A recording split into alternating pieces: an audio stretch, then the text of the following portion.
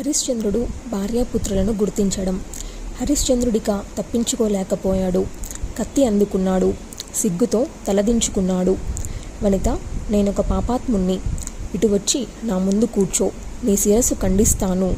ఈ చెయ్యి నిన్ను చంపగలుగుతుందేమో చూస్తాను. ఖడ్గం చేతపట్టుకొని 2 అడుగులు ముందుకు వేశాడు హరిశ్చంద్రుడు. ఆవిడ తన ధర్మపత్ని అని అతడికి తెలియదు. ఆయన తన భర్త అని ఆవిడకి తెలియదు. అప్పటికి ఏమి జరుగుతుందో గ్రహించిన మాధవీదేవి హీనస్వరంతో పలికింది. చండాలా, చనిపోవడానికి నేను సిద్ధంగా ఉన్నాను. సంహరించు. అయితే నాదొక చిన్న విజ్ఞప్తి. నా కన్న కొడుకు సాయంకాలం అనగా చనిపోయాడు. ఇక్కడికి దగ్గరలోనే శవమై పడి ఉన్నాడు. పాము కరిచి ప్రాణాలు వదిలేశాడు. వాడిని తీసుకువచ్చి కాటి కాపరివి కనుక నీకు అప్పగిస్తాను. త్వరగానే వచ్చేస్తాను. ఆలస్యమేమీ చెయ్యను. నువ్వు కత్తి పట్టుకొని ఇలాగే నిలబడు. రాగానే శిరస్సు ఖండిద్దువు గాని. దయచేసి ఈ చిన్న అవకాశం నాకు చెయ్యి. అనుమతించు అని అభ్యర్థించింది. హరిశ్చంద్రుడు సరే అన్నాడు. హా పుత్ర, హా వత్స, హా శిశు అంటూ పరుగు తీసింది. బాలుడి శరీరాన్ని భుజాన మోసుకొని తీసుకువచ్చింది. దించింది. మహారాజా, ఎక్కడున్నావో? నీ ప్రియపుత్రుడు చనిపోయాడు. ఇప్పుడు నేను చనిపోతున్నాను అంటూ బోరుమంది. హరిశ్చంద్రుడు విన్నాడే కానీ బొంగురుపోయిన ఆ కంఠస్వరాన్ని పోల్చుకోలేకపోయాడు. నలిగి చిరిగిపోయిన చీర, చిక్కి శల్యమైన శరీరం, ముఖమంతా ఆవరించిన జుట్టు, అసలే చీకటి. రూపము గుర్తుపట్టలేకపోయాడు. బాలుడు శవం మీద కప్పిన వస్త్రాన్ని తొలగించి చూశాడు. రాజచిహ్నాలు ముఖంలో స్పష్టంగా కనిపించాయి. చంద్రబింబం లాంటి ముఖం, కొనదేలిన ముక్కు, అద్దాల్లాంటి చెక్కిళ్ళు, నల్లని ముంగురులు, పొడవైన కేశపాసం, పద్మాల్లాంటి కన్నులు, దొండపండు లాంటి పెదవులు, ఎత్తైన భుజాలు, పొడవైన చేతులు, విశాలమైన వక్షస్థలం, పెద్ద పెద్ద అరచేతులు, పొడవైన వేళ్ళు, బలిష్టమైన కంఠసీమ, మృదువైన పాదాలు, లోతైన బొడ్డు. అయ్యో, ఎంతటి అందగాడు ఈ పసివాడు! అన్నీ రాజలక్షణాలే. ఏ గొప్ప వంశంలో జన్మించాడో! దుర్విధి కాలపాసంతో లాక్కు వెళ్ళిపోయింది అని విచారించాడు. మనసులో రోహితుడు మెదిలాడు. అచ్చం నా కుమారుడు ఇలాగే ఉంటాడు గదా! ఇదే వయస్సు, ఇదే రూపం. దాసీగా నా భార్య ఏ అవస్థలు పడుతుందో, రోహితుడిని ఎలా పోషిస్తుందో అనుకున్నాడు. స్థానువై నిలబడ్డాడు. చండాల, వీడు నా బిడ్డడు. కృష్ణ సర్పరూపంలో వచ్చి యముడు తన్నుకుపోయాడు. వీడి తండ్రి ఎక్కడ ఉన్నాడో తెలియదు. నాకు ఈ దూరవస్థ వచ్చి పడింది అంటూ శవాన్ని గుండెలకు హత్తుకొని బావురమంది. దుర్విధి, రాజ్యం పోగొట్టావు, భార్యాభర్తల్ని విడగొట్టావు, నన్ను దాసిని చేశావు, భార్యాపుత్రుల్ని అమ్ముకోవాల్సిన దుర్గతిని కల్పించావు, రోహితుణ్ణి పొట్టనబెట్టుకున్నావు. రాజర్షి హరిశ్చంద్రుడికి ఇంతకన్నా నువ్వు చేయగలిగిన హాని ఏముంది కనుక? ఈ మాట చెవికి సోకగానే హరిశ్చంద్రుడు అదిరిపడ్డాడు. తన భార్య, తన పుత్రుడునా? అయ్యో పుత్రక అంటూ కూలబడిపోయాడు. ఈ అరుపుతో మాధవీదేవి గుర్తుపట్టింది. హరిశ్చంద్రుడా అయ్యో అంటూ మూర్ఛపోయింది. కొంతసేపటికి హరిశ్చంద్రుడు తేరుకున్నాడు. బోరుబోరున విలపించాడు. తనయ, ఇక నన్ను నాన్న అని ఎవరు పిలుస్తారురా? దుమ్ములో ఆడుకొని పరుగు పరుగున వచ్చి నా ఒడిని ఎవరు మలినపరుస్తారురా? నిన్నొక వస్తువుగా అమ్ముకొన్న దుర్మార్గుణ్ణి. నాకు ఈ శాస్తి జరగవలసిందే అంటూ బాలుణ్ణి హృదయానికి హత్తుకున్నాడు. నిశ్చేష్టుడై స్పృహ కోల్పోయాడు. మహారాణి స్పృహలోకి వచ్చింది. హరిశ్చంద్రుడు కనిపించాడని ఆనందించాలో, కన్న కొడుకు శాశ్వతంగా కనుమరుగయ్యాడని విలపించాలో దారుణంగా నలిగిపోయింది. కనిపించని దేవుడి మీద పట్టరాని కోపం వచ్చింది. దుష్టదైవమా, కరుణారహితుడా, నిర్మర్యార్థుడా, జుగుప్సితుడా, ఇంద్రతుల్యుడైన హరిశ్చంద్రుణ్ణి స్వపచుణ్ణి చేశావా? రాజ్యం పోగొట్టి మిత్రుల్ని దూరం చేసి భార్యాపుత్రుల్ని అమ్ముకునే దుర్దశ కల్పించి కడకపటికి ఇలా చండాలుణ్ణి చేశావా? మహారాజులతో సేవలు అందుకున్న చక్రవర్తికి చండాల దాసత్వమా? సామంతరాజులు తమ ఉత్తరీయాలతో నేల తుడిచి బహుపరకాలు చెబుతుంటే టీవీగా నడిచి వెళ్ళిన మహానుభావుడు శ్మశానంలో కాపలాలు కుండ పెంకులు తన్నుకుంటూ తిరగవలసి వచ్చిందా? దైవాన్ని కఠోరంగా నిలదీసింది. భర్త కంఠాన్ని గాఢంగా కౌగులించుకుంది. మహారాజా, ఇది కళ నిజమా? నమ్మలేకపోతున్నాను. నువ్వు ఏమనుకుంటున్నావు? నా మనస్సు బండవారింది. నిశ్చయంగా తెలుసుకోలేకపోతుంది. ఏమైనా ధర్మ మార్గాన పయనించేవాడికి మానవుడే కాదు, దైవం కూడా సహకరించదు. ఇది జీవితం. గో బ్రాహ్మణ దేవత పూజలు, సత్యవాక్య పరిపాలన ఇవన్నీ వ్యర్థం. ధర్మం అనేదే లేదసలు.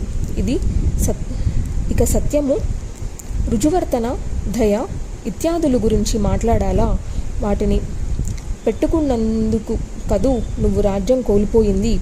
హరిశ్చంద్రుడు వేడిగా నిట్టూర్చాడు. తాను చండాలత్వం ఎలా పొందింది వివరించాడు. రోహితుడు ఎలా మరణించింది అడిగి తెలుసుకున్నాడు.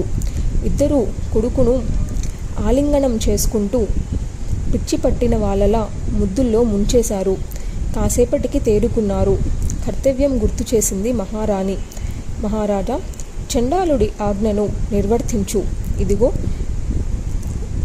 నీ ఎట్ట ఎదుట కూర్చున్నాను. నా శిరస్సు ఖండించు. స్వామి ద్రోహము అసత్యము నీకు అంటకుండుగాక. లే ఖండించు. దేవి, ఇంత నిష్ఠూర వాక్యాలు ఎలా పలకగలుగుతున్నావో? పలకడానికి అసఖ్యమైన పనిని నేను ఎలా చేయను? మహారాజా, నిరంతరం నిష్ఠతో గౌరీదేవిని అర్చించాను. దేవబ్రాహ్మణ పూజలు నిర్వహించాను. వీటికి ఏదైనా ఫలముంటే వచ్చే జన్మలో కూడా నువ్వే నాకు భర్తవు కావాలి. దేవి, ఈ దుఃఖాలు ఇక నేను భరించలేను. ప్రాణాలు తీసుకుందామంటే నా మీద నాకే అధికారం లేదు. చండాలుడి అనుమతితో అగ్నిలో దూకుతాను. లేకపోతే పునర్జన్మ కూడా ఇదే కావచ్చు. నరకం వస్తే రాని, ఇంతకన్నా అదే నయం. పుత్రుడు చితాగ్నిలోనే నేను మరణిస్తాను. నన్ను క్షమించు. దయచేసి అడ్డు చెప్పకు. నువ్వు వెంటనే బయలుదేరి బ్రాహ్మణుడి ఇంటికి వెళ్ళిపో. నేనేమైనా దానాలు ధర్మాలు చేసి ఉంటే పరలోకంలో మళ్ళీ మనం ముగ్గురం కలుసుకుందాం. మహారాణిని అనే అహభావంతో ఆ బ్రాహ్మణుడిని ధిక్కరించుకు సుమా.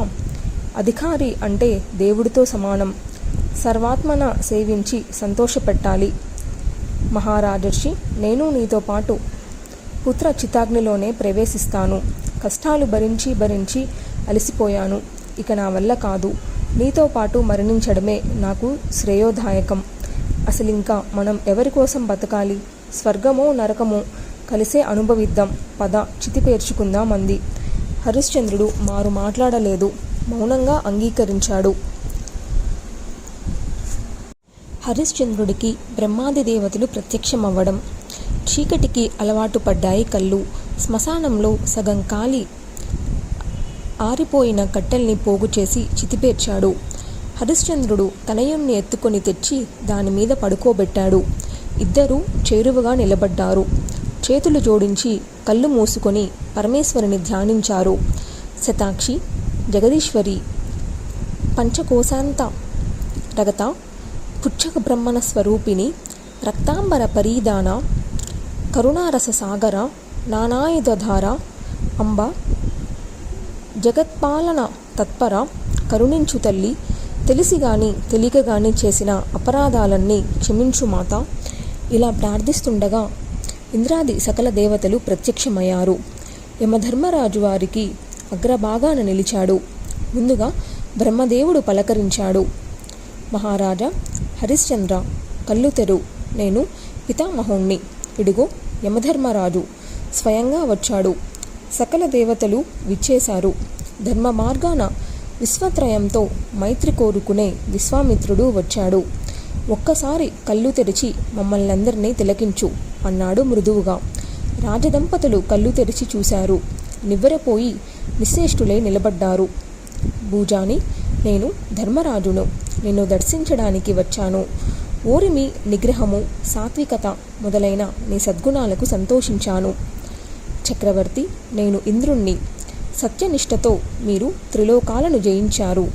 మిమ్మల్ని ఈ దివ్య విమానం మీద త్రిదివానికి తీసుకువెళదామని వచ్చాను.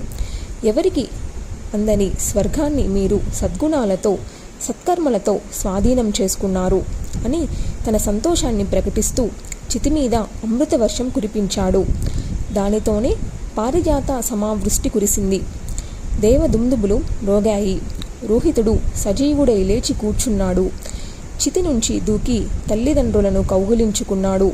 ముగ్గురు దివ్యమాల్య, దివ్యాభరణ, దివ్యవస్త్ర, దివ్యరూప విరాజితులయ్యారు. చక్రవర్తి, రండి, విమానం అధిరోహించండి, స్వర్గానికి వెడదాం అన్నాడు ఇంద్రుడు. నాకిప్పుడు ప్రభువు ఒక స్వపచుడు. నేను అతడికి అమ్ముడుపోయాను. అతని దాసుణ్ణి నేను. అతడి అనుమతి లేకుండా ఎక్కడికి రాలేను అని హరిశ్చంద్రుడు సున్నితంగా తిరస్కరించాడు. అప్పుడు యమధర్మరాజు నవ్వుతూ, మహారాజా, నేను ఆ చండాలుడిని. ఇదంతా మాయాకల్పన. చుట్టూ పరిశీలించి చూడు. ఇప్పుడు నువ్వున్నది శ్మశానమే కాదు. ఏది ఆ గుడిసె ఎక్కడా? అంతా నా మాయ, వట్టి కల్పన అన్నాడు. చక్రవర్తి, విషయం అర్థమైంది కదూ. ఇంక విమానం అధిరోహిస్తారా? మీ పుణ్యాలకు ఫలంగా స్వర్గసుఖాలు ఎదురు చూస్తున్నాయి. దేవేంద్ర, నీ సౌమ్యస్యానికి ధన్యవాదాలు. నాది ఒక విన్నపం. నా కోసల ప్రజలు ఎలా ఉన్నారో, నా కోసం ఎంతగా పరితపిస్తున్నారో, వాళ్ళని దిక్కులేని వాళ్ళని చేసి నేను స్వర్గానికి రావడం భావ్యమా? భక్తుల్ని, అనురక్తుల్ని విడిచిపెట్టడం బ్రహ్మహత్య, సురాపాన, గోవధ, స్త్రీవధలతో సమానమైన మహాపాపం. అందుచేత వాళ్ళు లేనిదే స్వర్గమైనా నాకు వద్దు. వాళ్ళతోనైతే నరకానికైనా వస్తాను. హరిశ్చంద్ర, నీ హృదయం అవగతమయ్యింది. నీ కోరిక తీర్చడానికి అభ్యంతరం లేదు. కానీ వాళ్ళ పుణ్యపాపాలు వేరువేరుగా ఉన్నాయి. ఒక్కొక్కరిది ఒక్కొక్క చరిత్ర అంటూ అన్నాడు. అందరూ నీతో పాటే సామూహికంగా స్వర్గసుఖాలు అనుభవించాలి అనడం సమంజసం కాదు. ఎవరికి ఏదో నిర్ణయించడానికి అర్హతలే కొలబద్దులు. అందుచేత అందరికీ స్వర్గమంటే ఎలాగా అని సంశయం వెల్లిబుచ్చాడు ఇంద్రుడు. దేవేంద్ర, ప్రజలు ప్రభావం వల్లనే రాజు రాజభోగాలు అనుభవిస్తాడు. యజ్ఞయాగాలు, దాన ధర్మాలు ఏవి చేసినా వారి సహాయంతోనే, వారి ప్రభావంతోనే. నాకు ఈవేళ దక్కుతున్న పుణ్యఫలానికి కారణం ప్రజలు. అందుచేత వారిని విడిచిపెట్టి నేను స్వర్గానికి రాలేను. నేను చేసుకున్న పుణ్యం, తపస్సు ఏది ఏ కొంచెం ఉన్నా దాన్ని వారితో కలిసి అనుభవించడమే నా అభిమతం. నేను చేసిన సత్కార్యాలకు ఫలంగా స్వర్గలోకంలో బహుకాలం నివసించే అవకాశం లభిస్తే దాన్ని ప్రజలతో పంచుకోవడం వల్ల అది ఒక రోజుకు తగ్గిపోయినా నాకు సమ్మతమే, సంతోషమే. దయచేసి నా కోరికను మన్నించు. హరిశ్చంద్రుడు యుక్తిని దేవేంద్రుడు కాదనలేకపోయాడు. సరే అని అంగీకరించాడు. అందరూ కలిసి అయోధ్య చేరుకున్నారు. చాతుర్వర్ణ్యాల వారు గుమ్ము కూడాయి. హరిశ్చంద్రుని చూసి కేరింతలు కొట్టారు. ప్రజలారా, స్వర్గలోకానికి తీసుకుని వెళతాను, రండి. అతి దుర్లభమైన లోకమది. ధర్మాన్ని పాటించినందుకు ఫలంగా లభిస్తుంది. త్వరగా తెమిలిరండి అన్నాడు ఇంద్రుడు. హరిశ్చంద్రుడు కూడా ప్రజలను అలాగే కోరాడు.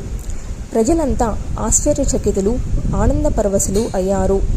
సంసార బంధాలలో కొట్టుకున్న ప్రజానికం పుత్రమిత్ర బాంధవ సహితంగా స్వర్గానికి వెళ్ళడం అంటే సంబరపడ్డారు. అనూహ్యమైన ఆనందానికి లోనయ్యారు. అందరూ ఉన్నవాళ్ళు ఉన్నట్టు దివ్య విమానం అధిరోహించారు. అధిరోహించడంతోనే అందరికీ దివ్య రూపాలు వచ్చాయి. హరిశ్చంద్రుడు అయోధ్య సింహాసనం మీద అభిషేకించి రోహితుణ్ణి కూర్చోబెట్టాడు. ప్రజలను, మంత్రులను, సామంతులను యథార్హంగా సత్కరించాడు. అందరి దగ్గర ఆప్యాయంగా సెలవు తీసుకొని దివ్య విమానం అధిరోహించాడు. ఇంద్రుడి సరసన కూర్చున్నాడు. గమన శక్తి కలిగిన ఆ సుందర విమానం చురిగంటల చప్పుడు చేస్తూ ఆకాశంలోకి దూసుకు వెళ్ళింది. అప్పుడు సర్వశాస్త్రవేత్త శుక్రాచార్యుడు ఒక శ్లోకమంత్రాన్ని చెప్పాడు. ఆహా, ఏమి ఓరిమి గొప్పదనం! ఆహా, ఏమి దానఫల మహత్వ్యం! హరిశ్చంద్రుడు ఇంద్రలోకానికి వచ్చాడు. సాధు సాధు అన్నాడు. సౌనకాది మహామునులారా, వ్యాస భగవానుడు జన్మేజయుడుకు సూర్యవంశ చరిత్రలో భాగంగా చెప్పిన హరిశ్చంద్రుడి కథను మీకు నేను యథాతథంగా విన్నవించాను. దీనిని శ్రద్ధగా విన్న వాళ్లకు దుఃఖాలు కష్టాలు తొలగిపోయి సుఖాలు ఆనందాలు లభిస్తాయి. స్వర్గవాంఛతో సహా సకల వాంఛలు నెరవేరుతాయి. సంతానార్థులకు సంతానం కలుగుతుంది. భార్యార్థులకు గుణరూపశీలవతి భార్యగా లభిస్తుంది. రాజ్యార్థులకు రాజ్యం దొరుకుతుంది అంటూ ఫలశ్రుతి పలికాడు సూత మహర్షి. కథ అంతా విని ఆనందపరవశుడైన జన్మేజయుడు కొంతసేపటికి తేరుకున్నాడు. వ్యాసమహర్షి, హరిశ్చంద్రుడి కథ అద్భుతావాహనంగా ఉంది. ఇందులో ఆ మహారాజు జగదీశ్వరి భక్తుడన్నావు, శతాక్షిపాద భక్తుడన్నావు. అమ్మవారు శతాక్షి ఎప్పుడయింది, ఎలా అయింది, ఆ వృత్తాంతం చెప్పి నా జన్మకు సార్థకం చెయ్యి. అమ్మవారి గుణాలను ఎంత విన్నా తనివి తీరదు కదా. ఒక్కొక్క పదము ఒక్కొక్క అశ్వమేధ ఫలాన్ని ఇస్తుంది. జన్మేజయ, శుభప్రదమైన శతాక్షి సంభవగాథను చెబుతాను, ఆలకించు అంటూ వ్యాసుడు ఆరంభించాడు.